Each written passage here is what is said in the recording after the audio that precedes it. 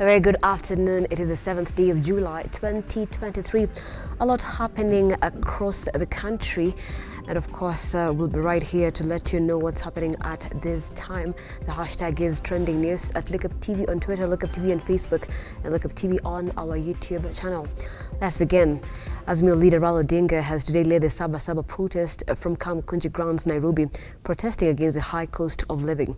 Speaking at the Kamukunji grounds, Odinga claimed that the talks are enough, and now what the country needs is action and a better Kenya. Si mwingine bali ni baba Raila Odinga. Baba, karibu sana kuongea na taifa letu la Kenya. Hello. Leo ni tofauti. Leo si kama siku ya kawaida. Tumeongea ya kutosha. Tumeongea ya kutosha. Tumeomba ya kutosha. Mmesikia Bwana Otindi amesema, jamani, jamaa walituambia tupoeshe moto, tuzungumze. Tukakubali kwa moyo mkunjufu, tukasema tuko tayari. Wakatoa watu 7 na sisi tukatoa watu 7. Tukakubaliana kwa agenda. Wakasema ilikuwa mambo matatu muhimu. Kwanza, gharama ya maisha irudi chini. Pili, sawa ipunguliwe. Tatu, wawakilishi wa vyama vyetu vyote kama Jubilee, Wiper, DAP na ODM. Mambo matatu. Bado mambo ya gharama maisha wamezidisha. Badala ya kupunguza, wamezidisha ile ushuru. And staying on the same, Kisii residents today turned out in large numbers for the Saba Saba demos, protesting against the high cost of living. The protesters blocked road junctions leading to Kisii town and lit bonfires as they continue to demand lowering of prices of essential commodities, including petroleum products and maize flour. Police, however, tried to disperse the masses using tear gas.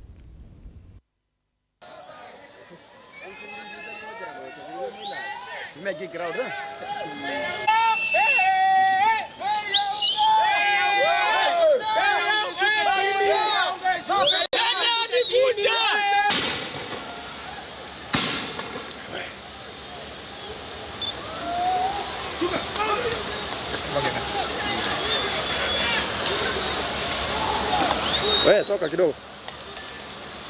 Hapo ni mbaya.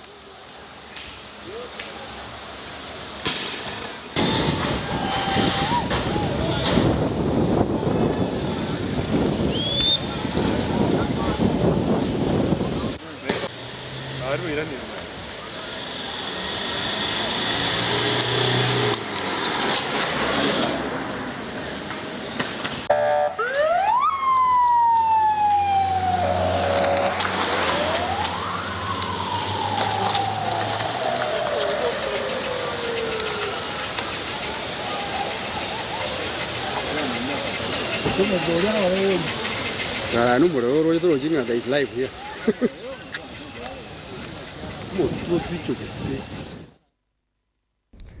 Now, business came to a standstill in Siaya town today when local residents heeded calls by the opposition to take to the streets in a bid to force the government to bring down the cost of living. Shops and financial institutions were closed in fear of attacks by the demonstrators as streets remained deserted. Shortly after 10 a.m., the demonstrators, who had converged at Ahindi Gardens in the town's central business district, led by Alego Sunga Member of Parliament Samuel Atandi and a host of members of County Assembly, took to the streets chanting anti-government slogans. Whatever we are doing today is provided for in our Constitution. The Constitution has given us power to meet, to gather, to picket, and to express our dissatisfaction with whatever anything that the government does. We are here to assert our opposition to the recently enacted Finance Act, which introduced punitive taxes that is going to make the lives of Kenyans difficult and many Kenyans will not be able to afford the cost of living because of this tax. We are also here to announce that as the people of Siaya, we are declaring that we are opposed to the Finance Act 2023, and we call upon the RUTO regime to immediately begin the process of repealing this law so that we can have taxes that our people can be able to afford and they can be able to meet. We are also here to say that as a people, we can only be governed and laws must be enacted that we accept. That is the reason the process of enacting laws provide that before a law is enacted, there must be public participation and the people must be consulted and they must agree to that law. If the people say that the kind of law that you want to enact is bad, you have no power to use your power to enact such a law by buying cheap MPs and giving them cheap money so that they can pass a law that is hurting our people. We are here to say that we will not allow the RUTO regime to urinate on us. We will not allow the regime to urinate on us, and we are going to engage in actions that will prevent the government from urinating on us. We are saying that from today, the people of Kenya are going to begin mass actions in various forms, as were announced by the Raila Amolo Odinga. We are going to stop using fuel, and if you must use fuel, unanunua fuel kidogo kidogo tu. Because if you buy a lot of fuel, you are giving these people taxes which they are going to use to hurt us more. And still on those protests, the situation in Kapenguria, West Pokot was calm for the better part of today as other regions engaged in running battles with police officers. The residents say they will maintain peace and not engage in protests.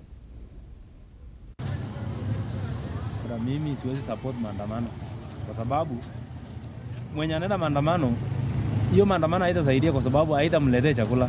Kitu ya maana ni kwamba mtu aamuke aende atafute chakula, aache mambo ya maandamano. Alafu kitu kingine Kenya ningependa kusisitiza kwa maandamano ni kwamba wakati maandamano itaanza, watu wataanza kuharibu biashara za wengine na watu watakuwa wameenda hasara. So mimi kama mimi siwezi kubali mambo ya maandamano kabisa. Uchumi yenye inaendelea Kenya hii uchumi imekuwa juu sana na imetuumiza sana kama sisi wana boda boda. Na kitu ambacho tungependa sana serikali, kwa sababu mheshimiwa rais wetu alikuwa ametuambia kwamba mambo ya bottom up. Na hii mambo ya bottom up tulikuwa tunaelewa ni nini. Ndiposa saa hizi tulikuwa tunaelewa mambo ya bottom up ingekuja kuturahisishia maneno ikuwe sawa. Lakini kwa sababu saa hizi uchumi imekuwa mbaya, imeleta hii maandamano. Mimi ndaunga hii maandamano, hata hii maandamano inaweza kuja itusaidie. Maandamano ya leo iko sawa. Kwa nini? Uchumi yetu imekuwa mbaya zaidi. Hata ukipata shilingi, hiyo shilingi haina umuhimu na wewe.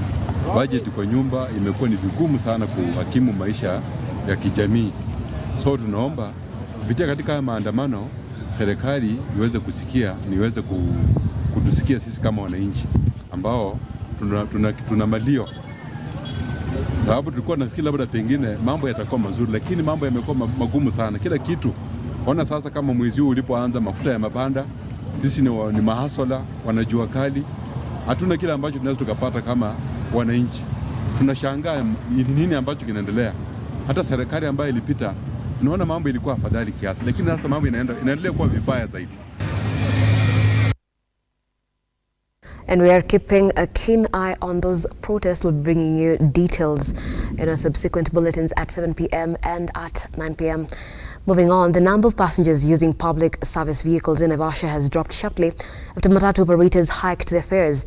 The most affected are flour farm workers who have been forced to trek to their workplace following the recent rise in the cost of fuel. This came as area residents lashed out at the Kenya Kwanza government for failing to keep its promise and instead oppressing the hustlers who voted them into office. Maisha yamepanda sana, gharama ya maisha iko juu sana. Serikali ambayo iko ya Rais William Ruto, wakati walikuwa wanaomba kura, walisema kwamba watajali sana maslahi ya mwananchi wa chini ambaye ni mama mboga na mwana bodaboda. Lakini kidogo hivi sasa matokeo yamekuwa tofauti na matarajio yetu sisi kama wananchi ama mwananchi wa chini. Maisha iko juu sana. Rais Ruto amepandisha mafuta na mafuta ndio kila kitu hapa. Kwa hivyo gharama ya maisha iko juu sana na sisi mwananchi wa chini ndio anaumia. Kwa hivyo mimi naomba tu serikali ya William Ruto tafadhali kaweze tu kutekeleza majukumu ambayo mliweza kuahidi sisi wananchi wa chini. Sasa sisi watu wa bodaboda tunaumia sana. Hapo kitambo ulikuwa unabeba mtu na shilingi 50. Sasa hizi jinsi walivyoongeza mafuta, ukiambia mtu shilingi 100 ni vigumu sana kutoa shilingi 100 na bidii wateja wanatembea. So kwa hivyo itabidi tunaenda kwa nyumba bila riziki ya siku. Nilikuwa naenda Nairobi.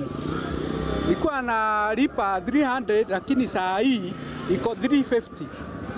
So kwa serikali mafuta imeenda juu sana.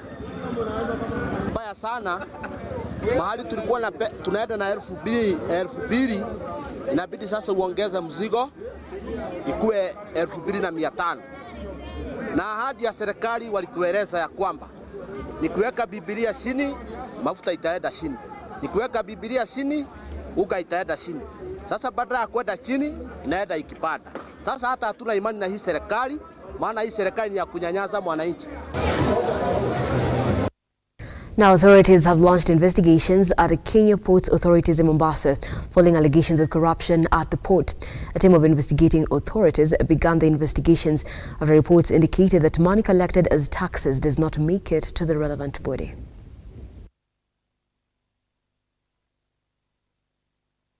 Ile kitu sasa tunapigana nayo kabisa.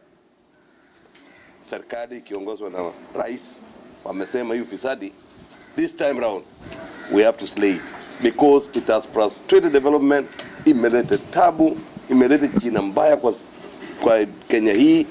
This time round I want all of us to be part of the team that will slay this corruption, that will fight this corruption, that will report whoever is having or continuing with corrupt dealings, ili tupate efficiency, tusanye pesa ya kutosha, ili hata na sisi tupate riziki au tuongezewe hata mapato kwa njia ile ya kihalali.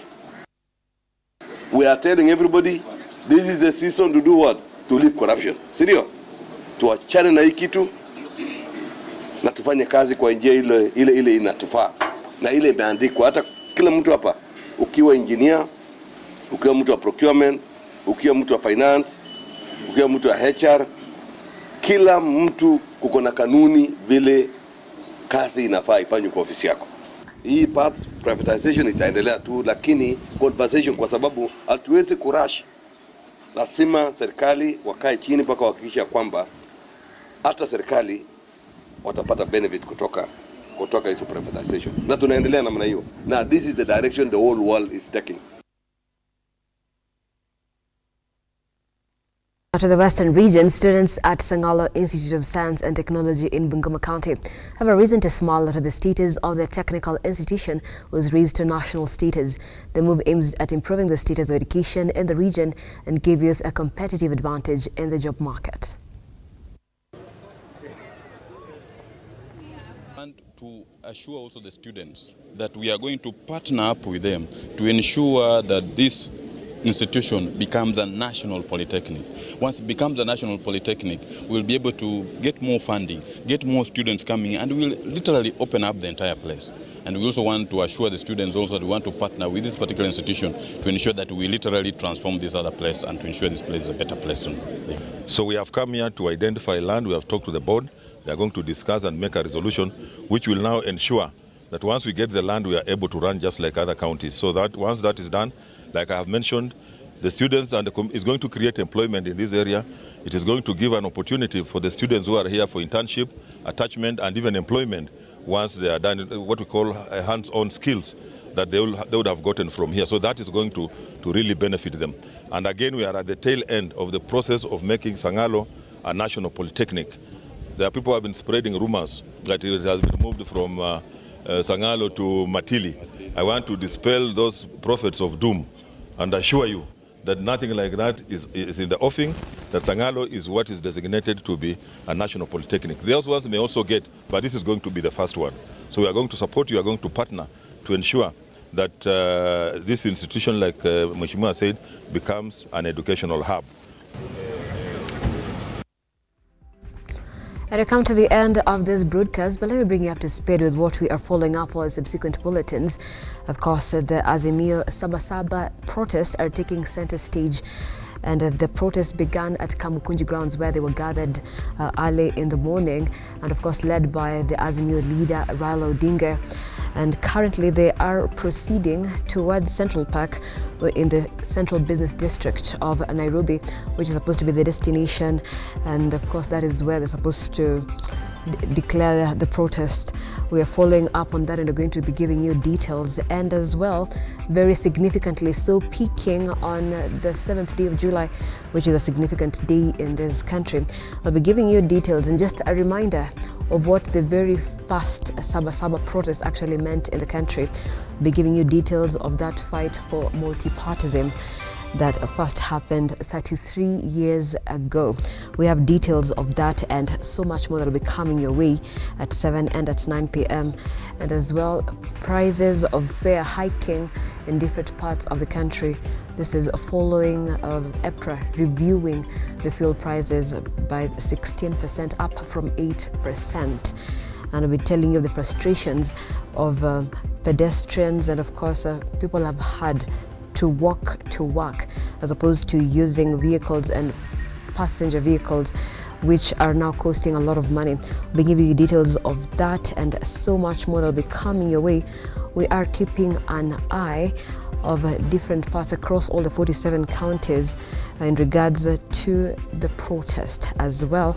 And on Twitter, the most trending hashtags at this time is maandamano alongside Nairobi CBD and Central Park. Just different people trying to understand what is happening on this specific day. Some people a little scared to operate within the Central Business District, where the protest is supposed to be concluded at the Central Park, which is in the Nairobi's Central Business District. And as well, trending alongside Nairobi CBD, maandamano, Central Park. These are all stories that we are working around the clock just to make sure that you are on the know later on. But for now, it's a goodbye. Keep it right here on Lookuptv, and of course on our socials, where we'll be updating you as and